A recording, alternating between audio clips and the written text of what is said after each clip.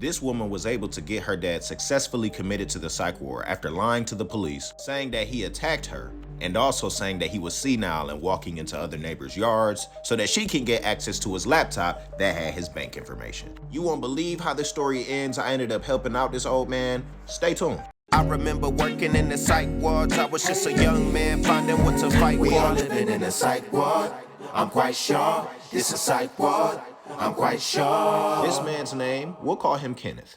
Kenneth had 4 children, and after his wife had passed, their mother, they all abandoned him. Not everybody knows how to handle grief, but leaving your old father to his own devices in his own home, especially after putting every single one of his kids through college, is a little cold. Nonetheless, Kenneth was taken care of. When his daughter finally came and visited after 2 months, she saw that the lawn was cut. She saw that the dog was taken care of. The house was clean. She's like, how was he able to do all of this? I don't know, maybe she was expecting mental decline. But she goes into the house, she sees her father, and he's at the kitchen table with glasses on his laptop. She greets him, and she asks if she could borrow a few $100s in order to catch up on some bills. He looks at her over his glasses, then looks back down to his laptop. Then she comes up with an idea.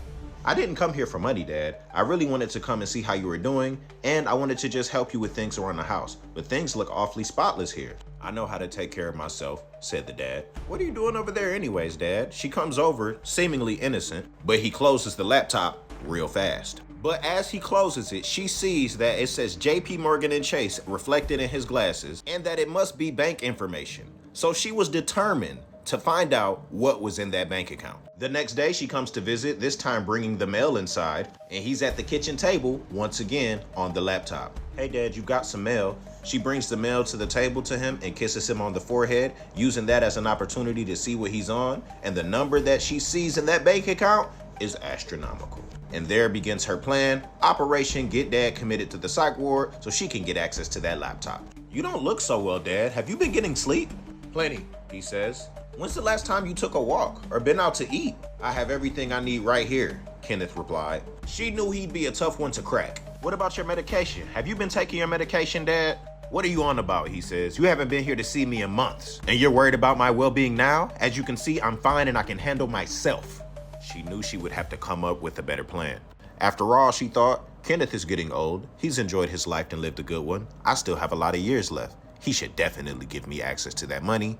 It's my right, I deserve it. One afternoon, she devised a plan. She decided to go to her dad's, but before she got there, she would visit a restaurant that he used to frequent. She brought it to the house, and she ended up putting some of the medication that her dad didn't take in there. Some were sleep meds, some of the medication even belonged to his past wife, her mother. She's able to mix the concoction in well. He eats the food. She says, Dad, I know I haven't been around, but I really want to show you I care, and I'm not going anywhere.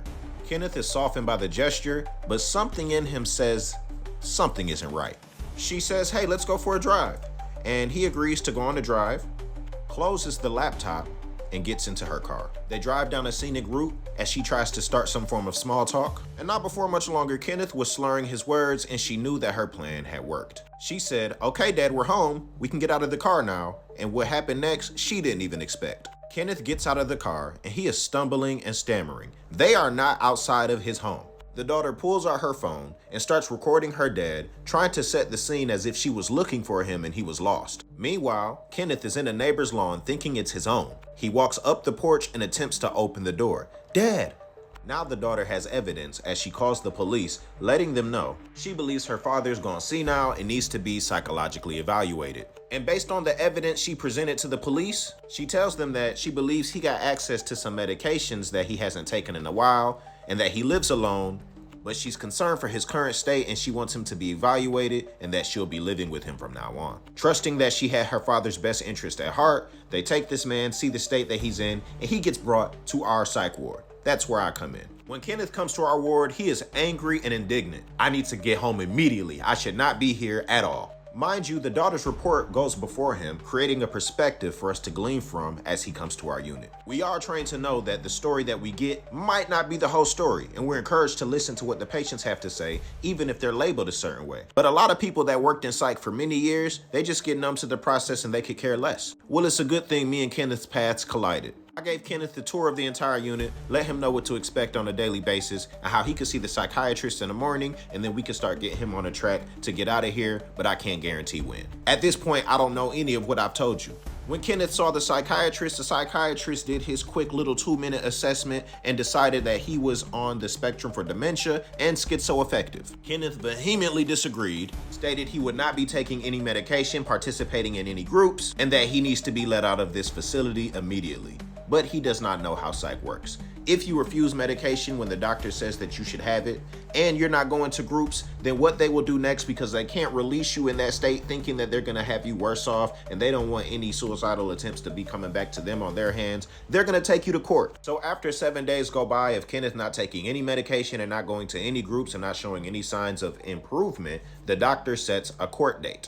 And the thing about a court date, if he sets the court date and the first available day is 2 weeks out, then you have to stay in the psych ward until you get to your court date. And that's exactly what happened to Kenneth. So one day as I'm going around rounding up patients for group, I stopped by Kenneth's room. His back was always turned to the door, facing the window. I said, "Hey Kenneth, I know you're having a tough time in here, but you staying in your room isn't gonna help you to even build a case to get out of here when you go to court." I told him, if you just come to group and you just sit there, you don't have to participate. You can do exactly what you're doing now, but just sit there. It can be marked down and look positive when you go see the judge. Kenneth turned over in his bed and looked at me, but then he turned back. Well, I tried, I thought. 10 minutes later, when I started group, there Kenneth was, sitting there, arms folded, angry, but nonetheless, he was present. And after my groups, because my groups were really good, the patients always loved coming to my groups. My nickname in the ward was the Patient Whisperer for my ability to be able to verbally de-escalate violent situations. But I guess Kenneth looked favorably upon me during that group because he ended up pulling me to the side and asking to speak with me. And we spoke for about an hour and a half.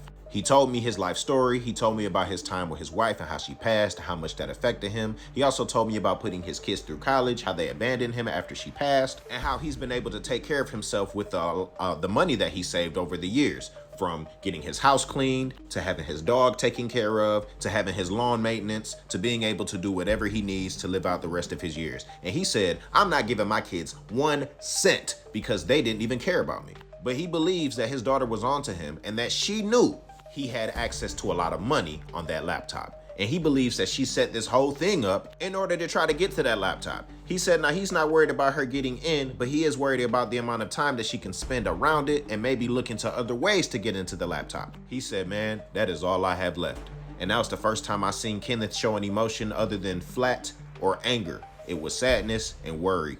I said, "Well, look, man, it is tough to fight, but there is a pathway for you." He told me, "Yeah, I don't even know what to do. The psychiatrist is telling me to take these medications. He told me the psychologist would see me, but he never even came by." I said, "Really?" He was like, "No, not once." That's when I encouraged Kenneth to start keeping a log of all of these things and putting it in recipients' rights. Recipients' rights is a patient's rights sector that has to follow up on any patient reports of their rights being violated, even if it's just to investigate. It is their job. So I told him how to fill out recipients' rights forms and how to keep it documented so that when he goes to court, he can present everything that he's done, everything that he's went to group for, his reasoning on denying medication, and his overall positive activity on the unit, giving him a leg to stand on for the incoming accusations he would face.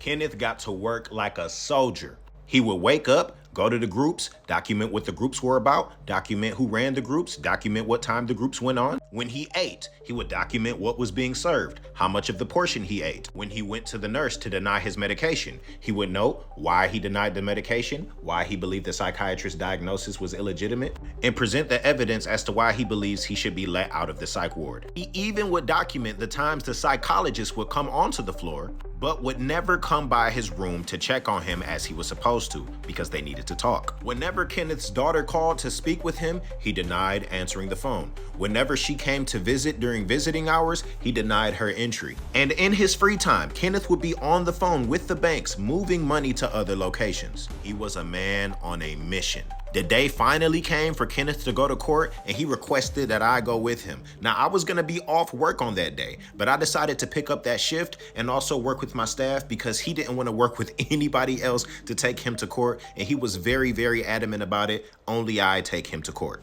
They didn't see a problem with it. Nobody wanted to wrestle or hassle, so they said, okay, if Jay wants to go to court, let him come in and go to court with Kenneth. Kenneth also denied being represented by a court-appointed attorney, stating that he wanted to represent himself and he wants me to be there with him to be able to vouch for the things that he's doing, because I did see he would show me what he documented every day and everything that he kept in his log, how he would talk, submit to recipients' rights, and the many conversations they'd have on everything he had on his log and why he felt like his rights are being violated. They would listen, but they wouldn't really do anything about it. It was just noted, and they were really just pushing it off to his court date to where they would let the judge be the judge. And in my experience, 8-9 times out of 10, the judge wins and the patient loses for many, many reasons. And we can get into that in another video if you want to know. But nonetheless, Kenneth ends up in court by himself. I'm standing next to him. Now, remember, I told you when Kenneth first got in the hospital, the first week he wasn't attending any groups. He was always angry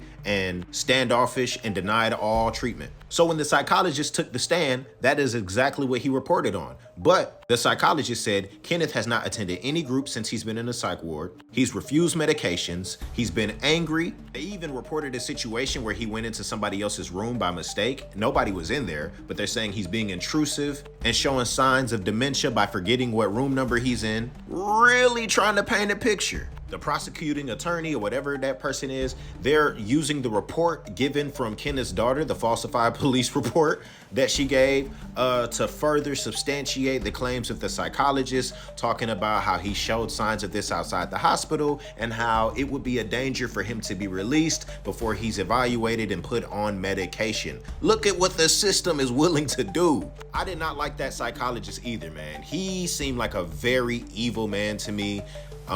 And just to see him lie through his teeth like that, when I've seen Kenneth go to groups, you know, honestly, he's a psychologist, so he's looked favorably upon the judge. I've taken many other patients to court where the psychologist presented facts to the judge, and it was just very much so assembly line effect. And I'm sure that's exactly what the psychologist was expecting. But then this happened. Kenneth presents all of his documented logs of when he went to group, who ran the group, what the group was about. Everything that I told y'all that he was documenting on, he shared with the judge. And when it was his time to speak, he orated perfectly. And then the judge looked at me and said, "Hey, can you vouch for any of this?" I saw the psychologist turn pale. And just so y'all know, the courtroom isn't empty. It's full of other psych patients as well as other technicians and workers waiting for their case to be heard. And you're sitting in on other cases before yours comes before the judge. So before we went up there, we saw other patients that were, sentenced to 30 days inpatient, 30 days outpatient, all types of stuff. So the courtroom's pretty full. It's a busy day. He presents his evidence to the judge. He talks to the judge about how he's able to take care of himself. And I vouched. I said, yes, he's attended every single one of my groups. He hasn't shown any signs of confusion or aggression or psychosis on my watch, nor has that been reported by any of the other techs on the other shifts. So when the judge looks over all of the information that he had to present, seeing everything that was well documented, she then asked the prosecuting attorney what it is that they're suggesting regarding Kenneth's treatment. To which they reply, up to 60 days inpatient, taking meds as prescribed, court ordered, and 30 days outpatient treatment. Now, I've seen this judge send many patients to that very sentence. And even though it isn't a sentence as far as doing jail time, that's how a lot of patients perceive it that want to fight for their rights. So that's the language I'm going to use. But something different was in the air that day for that judge. She looks at Kenneth and she looks at everybody in the courtroom and she says, "This is an older man who raised an entire family, a veteran, and he's impressively able to tell us everything that he's done while in the psych ward." She did mandate him to have 30 days of outpatient treatment where he gets to come to an outpatient facility and then go back home, but stated he can't be kept in the hospital for any more than 7 additional days with no medication required. Upon pounding the hammer, that was that. And guess what, y'all? The courtroom surprisingly erupted. Everybody that was on the edge of their seats for Kenneth, hearing how he presented himself, he represented the marginalized, the unheard, and the often overlooked. So people were clapping, he got a standing ovation, and I saw Kenneth standing right there wiping tears from his eyes, fully flushed and red, finally happy that the fight was over and he could have his dignity and his home back and win against his demonic daughter. He additionally asked if he could file a restraining order on his daughter and if he could be walked through the process for that to be the case, and stated he'd even be willing to hire a home health aide, but just wanted to keep his children away. He was given further resources on that and he was released from the psychiatric hospital. Well, after the additional 7 days, because they did keep him all of those days. But when we got back to the psych ward, Kenneth in tears thanked me for my presence. For me, I'm just like, yo, you did that work, man. I was just a vessel. But not gonna lie, it got to me too. I definitely was wiping my tears, and I'm just like, yo, thank God. Not everybody gets to experience this side of the mental health system, but I'm glad that I was there to be able to help facilitate this man's freedom. And the last I knew about him, he did file that restraining order against his daughter, and I guess he lived happily ever after, because no more trouble came from my way. He left happily, so I imagine that he went on to live the rest of his life and could still be living, but there's just no way for me to know. Y'all let me know what you think about this story, man. I know it was a long one, but I hope that it was a good one. Make sure you comment your thoughts down below. The mental health system was no match for Kung Fu Kenneth and Jiu-Jitsu Jay. I remember working in the psych wards. I was just a young man finding what to fight for. We all living in a psych ward. I'm quite sure this is psych ward. I'm quite sure.